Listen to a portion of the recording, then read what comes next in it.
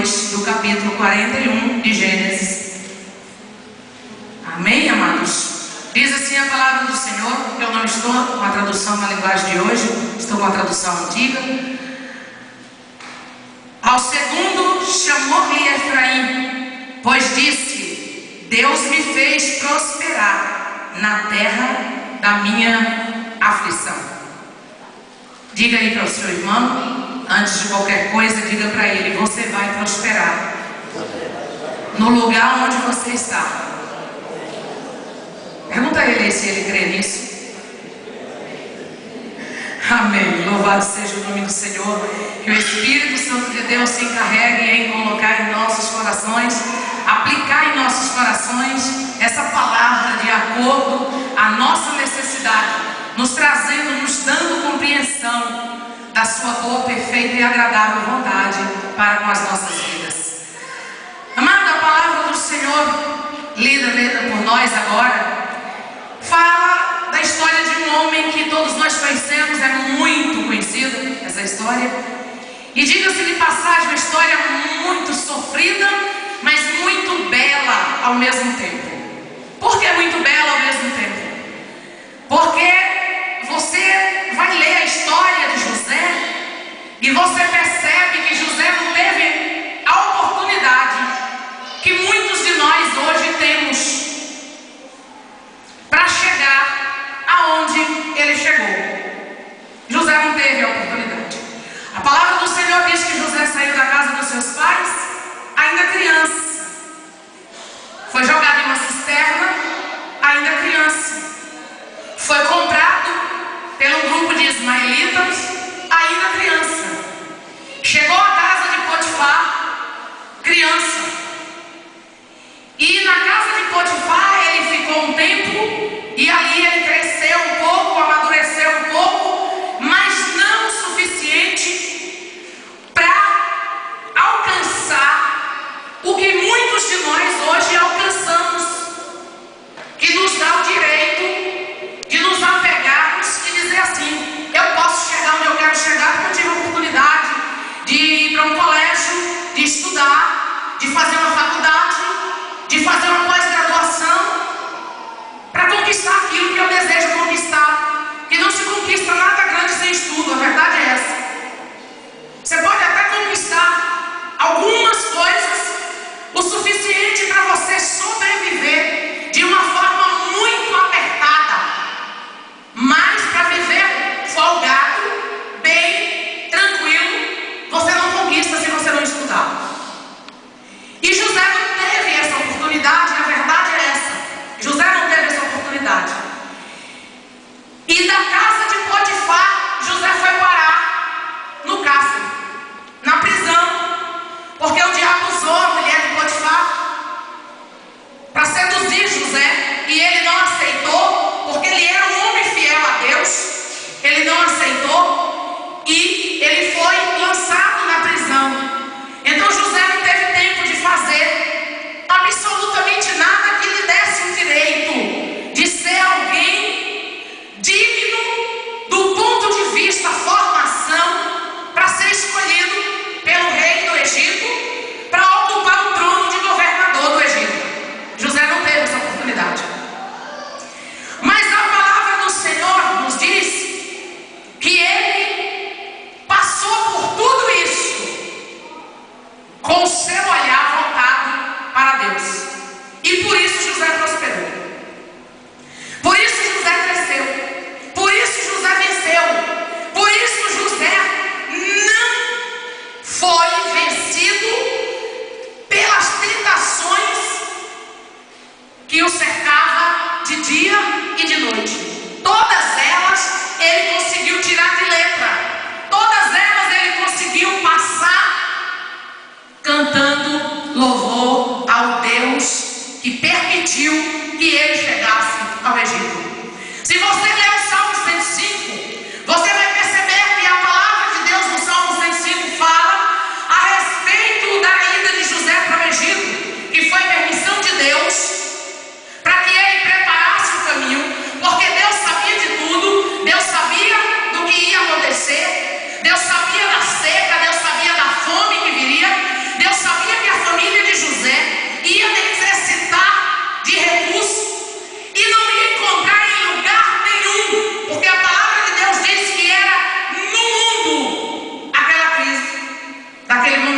dos 7 anos que aconteceu.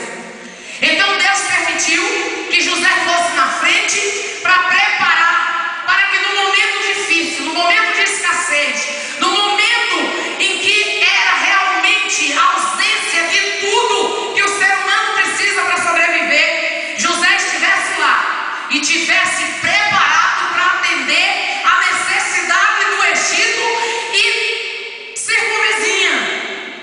As pessoas procurasse ele e encontrasse o que comprar para comer, para sobreviver, para não morrer. Amados, mas uma coisa que me encanta na história de José é que a palavra do Senhor nos diz que Deus deu a José, depois de todas as lutas que José passa no Egito, José se casa com a filha de Potifar. E a palavra de Deus diz que Deus deu 2 filhos a José. Eu sei que eu não vou ter condições de desenvolver cada ponto como o Espírito de Deus me deu, por causa do horário, porque eu falei aquilo que Deus mandou falar e eu sou consciente que eu não posso também cansar a igreja. Mas o que eu puder falar, eu vou falar em nome de Jesus. Eu vou saltar algumas coisas, mas eu vou falar aquilo que eu puder falar em nome de Jesus.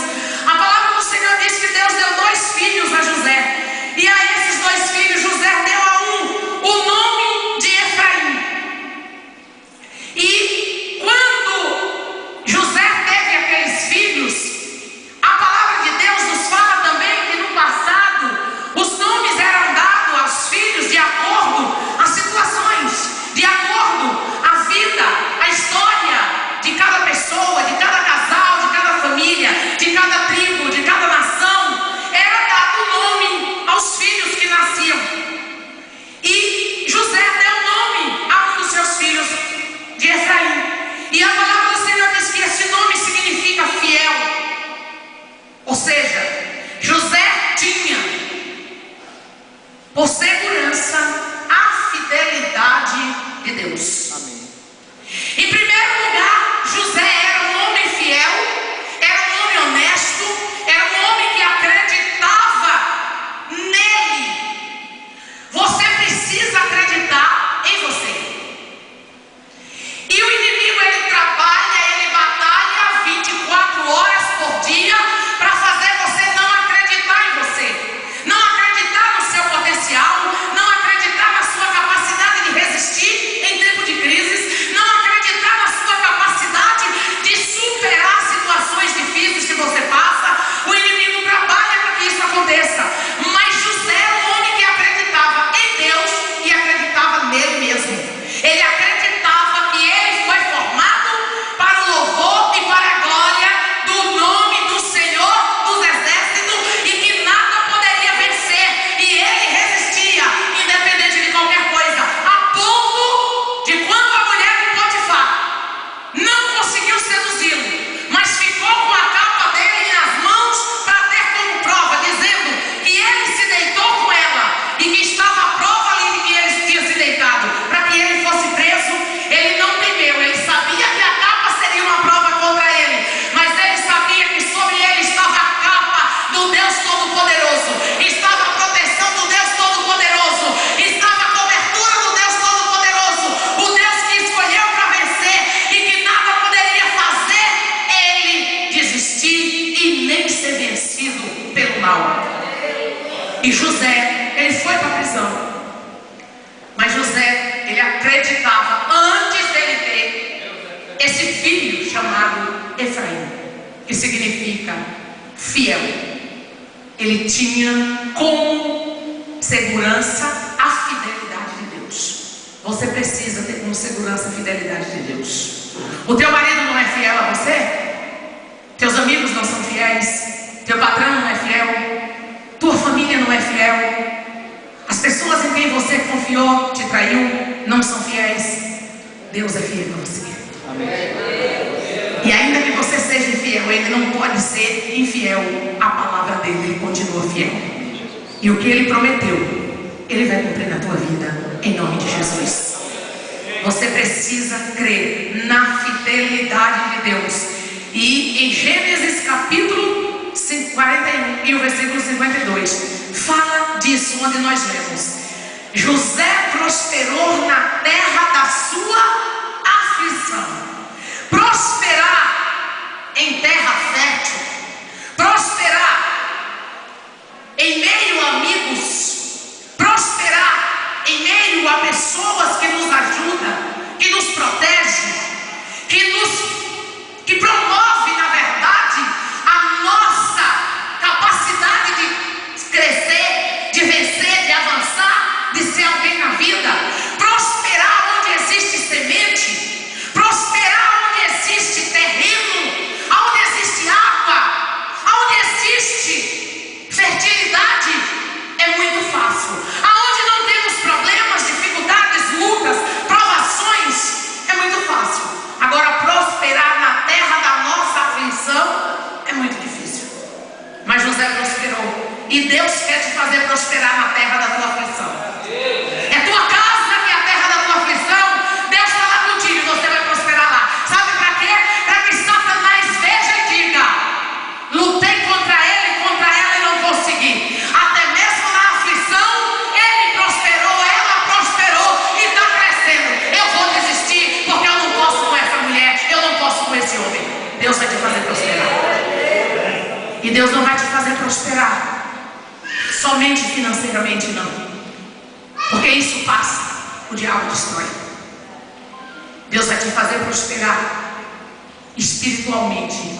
Deus vai te fazer prosperar em unção, poder, autoridade, ousadia, verdade, fidelidade, temor a Deus, obediência ao Senhor. Deus vai te fazer prosperar. É palavra do Senhor. Mas o interessante de tudo isso é que primeiro Deus nos faz esquecer do nosso passado, do nosso sofrimento, da nossa dor, para depois Ele nos fazer prosperar. E o segundo filho de José trouxe esse nome, Manassés, que quer dizer Deus faz esquecer. Querido, se você não esquecer do teu passado, se você não esquecer do que te fizeram, se você não esquecer das calúnias, se você não esquecer das traições, se você não esquecer das mentiras que contaram a teu respeito, se você não esquecer das injustiças que te fizeram, se você não esquecer dos tapetes que te puxaram, se você não esquecer dos sonhos que te frustraram, se você não esquecer que te venderam para ser escravo, se você não esquecer que te rasgaram a túnica, tomaram de você aquilo que era tua por direito, se você não esquecer das coisas que te fizeram sofrer no passado, você não vai prosperar. Você vai fazer campanhas e mais campanhas, mas você não vai prosperar. Mas se você esquecer, você vai prosperar. E Satanás vai ver, e ele vai recuar, ele vai bater em retirada, e ele vai dizer: eu não posso com o povo da catedral, porque é um povo que confia na fidelidade de Deus, e é um povo que esquece do passado, que não vive de passado, que não é como um baú velho, como um museu que guarda antiguidade, para impedir que o Deus a quem ele serve opere na vida deles. Esqueça. José deu trabalho de esquecer. Quando José reconhece os seus irmãos, José pensou em vingança. Não faça isso. José pensou em vingança. Manda amarrar um copo de prata na bagagem dos irmãos para acusar de ladrões, para se vingar do que os irmãos haviam feito. Mas a palavra do Senhor diz que há tempo ele se arrependeu e ele caiu em lágrimas. Ele chorou, ele desceu, ele se humilhou, Deus se perdoou. E José foi a provisão a qual o Egito precisava naquela época, e a sua família também precisava. Deus quer te usar dessa forma para prosperarmos. A palavra do Senhor nos ensina que é necessário esquecermos do passado.